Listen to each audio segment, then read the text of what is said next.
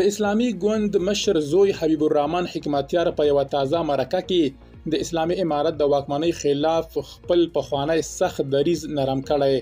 ښاغلي حکمتیار په یو تازه مرکه کې د نوموړې واکمنۍ پر وړاندې د جګړې په اړه څه ویلي. نوموړی هغه کس دی چې د یادې واکمنۍ سرسخت مخالف دی او وخت ناوخته یې پر یادې واکمنۍ خطرناکې نیوکې کړي دي. بشپړ جزئیات په ویډیو کې تر پایه وګورئ. پاتمنو لیدونکو ستړي مشئ.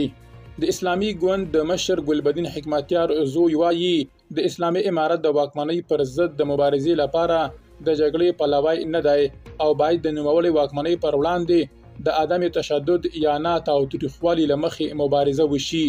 هغه له افغانستان انټرنیشنل سره په یوه ځانګړې مرکه کې دغه څرګندونې کړې دي. د نوموړي په وینا په نړۍ کې د جګړو پر ځای د واکمنیو پر ضد د نه تاوتریخوالي مبارزې ډیر ځای نیولی او پایلې یې ورکړي دي. هغه داسې مهال دا خبرې کوي چې پلار ګلبدین حکمتیار لسیزې د افغانستان د یو شمېر واکمنیو پر ضد جګړې کړي دي.